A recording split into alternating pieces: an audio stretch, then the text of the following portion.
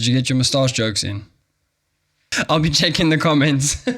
Part 1. Explanation. 2 Corinthians 4, 3-4.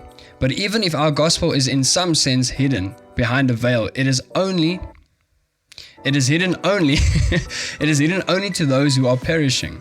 Among them, the God of this world, Satan, has blinded the minds of the unbelieving to prevent them from seeing the illuminating light of the gospel of the glory of Christ, who is the image of God. I really thought Amplified would be easier than King James, so here are some other verses that also say the same thing. Alright, so the word world there can also be translated as age. An age is a period of time from one big change to the next. So for example, maybe technological advances as an age, or the age of November where I have a moustache, which is not really that big of a change, but... So in other words, Satan is the god of this age, the time period which starts from the fall of man, so what happened in the Garden of Eden, and then ends at the beginning of the 1,000 years of peace, which happens after the Battle of Armageddon. But wait, we'll get into that in the video that's going to be about that. You can read about it in Revelation 19, but when we cover Revelation, we'll cover the timeline and everything that happens and when it happens. According to the word, right? This is word or get out. So why is he called the God of this world? Well, Luke 4, 5-6. Then he led Jesus up to a high mountain and displayed before him all the kingdoms of the inhabited earth and their magnificence. I almost struggled with that word there. In the twinkling of an eye. And the devil said to him, I will give you all this realm and its glory, its power, its renown, because it has been handed over to me, and I give it to whomsoever I wish. So now it was handed over to him. So when was it handed over to him? Oh yes, like wow! Just a friendly reminder, do not crop in Jordan's tail, as you remember from like our first video. Don't let me catch you in my garden. Genesis 1:28. Alright. Alright. And God blessed them, and God said unto them, be fruitful and multiply and replenish the earth and subdue it, and have dominion over the fish of the sea and over the fowl of the air and over every living thing that moves upon the earth. So dominion was going to be Adam's, right? Or it was Adam's, humans.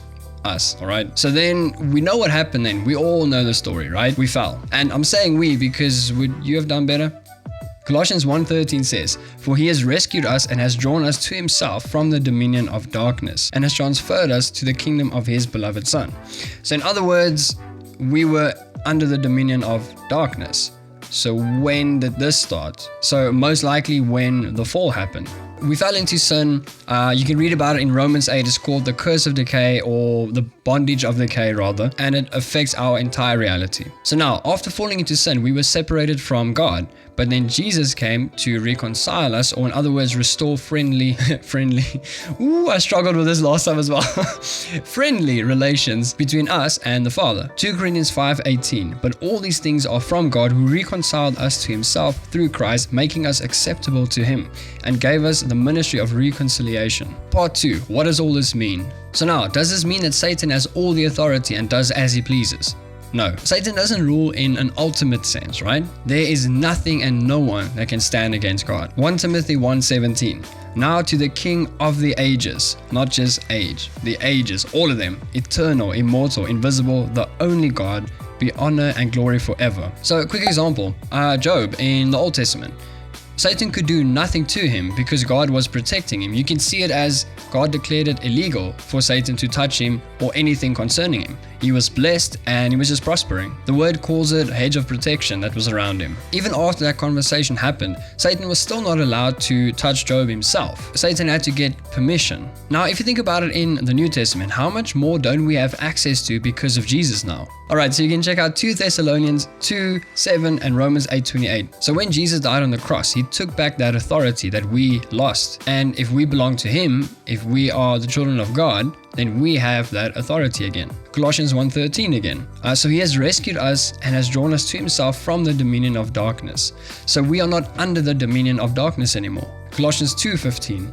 When he had disarmed the rulers and authorities, those supernatural forces of evil operating against us, he made a public example of them, exhibiting them as captives in his triumphal procession, having triumphed over them through the cross.